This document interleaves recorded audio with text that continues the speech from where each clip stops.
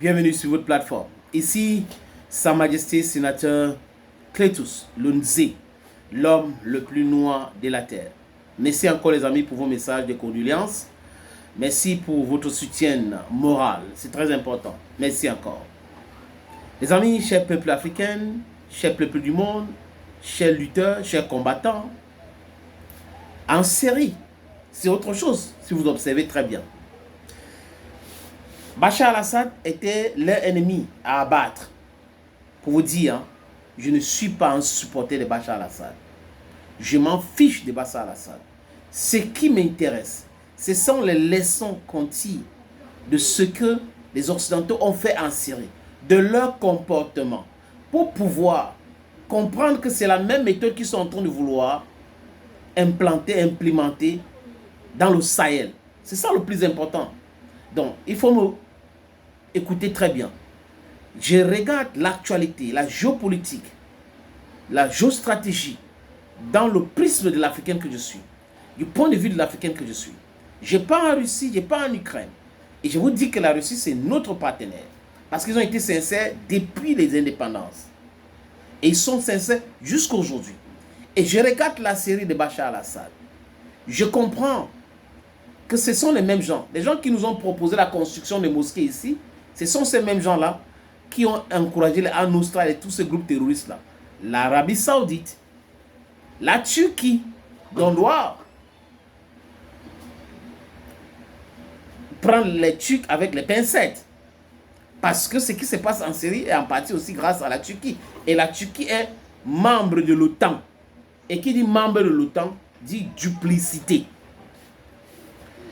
Bachar al-Assad les empêchait de tourner en rond, d'utiliser ces pays-là pour pouvoir continuer à déstabiliser d'autres pays. Et qu'est-ce qu'ils ont fait? L'actuel président terroriste syrien, il dit, a été formé par ces gens-là, aidé par la Turquie, donc l'OTAN. J'en veux pour preuve les récentes rencontres qu'Acharab a eues avec Donald Trump. Le président américain a rencontré un monsieur que son pays avait mis sa tête à prix à 10 millions de dollars. Il y a de cela quelques mois. La France d'Emmanuel Okong ou le Macron ou c'est le Kong ou c'est quoi? Le sniffer. Emmanuel a rencontré ces terroristes-là. Donc on comprend que ils ont essayé la méthode conventionnelle. Ça n'a pas marché. Ils ont créé l'État islamique, créé d'autres groupes terroristes, financé ces gens-là, renseigné ces gens-là pour faire tomber Bachar al-Assad. Bachar al-Assad, son père était au pouvoir depuis très longtemps. Lui aussi, les pouvoirs comme ça doivent tomber. Mais je répète encore que les leçons qu'on tire par rapport à tout ça est important pour nous en tant qu'Africains. Bachar al-Assad fuit. Il part dans une base russe pour organiser sa riposte. Et pendant ce temps, l'armée de Bachar al-Assad a refusé, surtout les hauts cadres, de continuer à faire la guerre. Pendant que les militaires qui sont sur le terrain veulent continuer à se battre. Parce que ce n'est pas qu'ils étaient faibles, mais c'est que les généraux, les colonels, les commandants avaient reçu de l'argent. Venant de qui? De Benjamin Netanyahu, de l'Israël, de Erdogan, de la Turquie et du Pentagone, dont les Américains. Et ces gens-là ont décidé de passer un autre message. Pendant que Bachar al-Assad envoie, parce que c'était lui le chef de l'armée, il envoie un message, les gars passent autre message, dont on a vu, c'est déshabiller les soldats syriens. Et la Russie, donc, à travers le renseignement, a eu ces informations. C'est pour cette raison que la Russie a cessé de bombarder.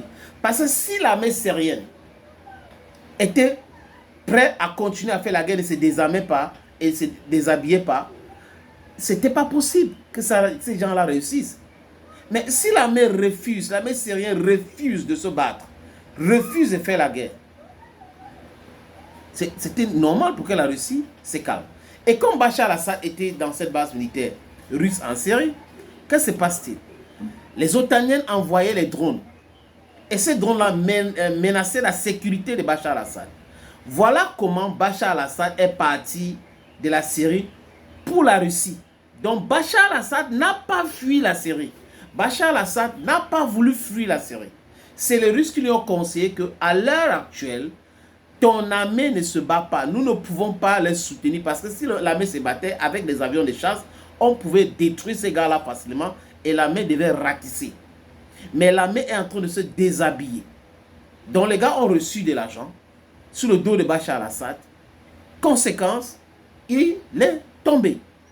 Donc, peuple africain, peuple du Sahel, écoutez très bien, c'est pour cette raison qu'il faut contrôler ces bureaucrates-là. Des généraux, des colonels et tout ça qui aiment les bureaux feutrés, la clim et autres là. Il faut les contrôler. Parce que c'est à travers eux que généralement l'impérialisme pénètre l'armée, détruit l'armée pour pouvoir nous fragiliser. I hope the message is clear now. Et regardez l'attitude de ces terroristes qui est présent en Syrie. Et écoutez les médias européens. On ne le traite plus de terroriste. Il est président syrien. Mais quand les médias là parlent d'Assimi Goïta, du chef de la junte malienne, quand ils parlent de Abdourahmane Tiani, le chef de la junte nigérienne, quand ils parlent d'Ibrahim Traoré, c'est les bêtes noires. C'est le dictateur, c'est le chef de la junte burkinabé. Donc vous comprenez que ça les arrange de travailler avec des gens qui peuvent manipuler. Et quand ils se rendent compte qu'ils ne peuvent plus vous manipuler, vous devenez le diable, on vous donne les noms et tout ça, on vous traite de tous les noms d'oiseaux. Sinon, regardez encore un autre aspect. L'Israël de Netanyahou bombarde la Syrie plus de 35 fois. Pour dire quoi? Il protège la minorité. Sur Assad, c'était pas ça. Et qu'est-ce que le terroriste président en Syrie fait? Est-ce qu'on a déjà entendu le mec là menacer l'Israël et parler de riposte, parler de la souveraineté? Non. Non, non et non. Pourquoi? Le président syrien actuel, l'ancien terroriste ou terroriste pour toujours, c'est un agent de la CIA. C'est un agent de la Turquie. C'est un agent otanien. Donc il est là pour aider l'OTAN à s'accaparer de la Syrie. C'est son travail. Dernièrement, Bachar al-Assad a fait une sortie pour la toute première fois où il a fait toutes ces révélations. Ce que je viens de vous dire là, ça sort de la bouche de Bachar al-Assad. Il est mieux renseigné que quiconque. Si vous regardez dans les autres, vous comprenez que ce qu'il dit, la réaction des gens qui gèrent la Syrie aujourd'hui, contre l'Israël, contre les autres, avec les autres, pour les autres, c'est clair. C'est clair que les terroristes au pouvoir en Syrie, aujourd'hui, sont des bébés des Américains, des bébés des Otaniens. L'Africaine, africaine. Écoutez très bien. Burkinabé, malienne, nigérienne. Très bien. Restons debout, restons vigilants. Si vous êtes militaire, cessez tout contact avec l'impérialiste. Sinon, votre fin, c'est pour très bientôt. Parce que nous sommes déterminés à être souverains. La patrie ou la mort, nous vaincrons.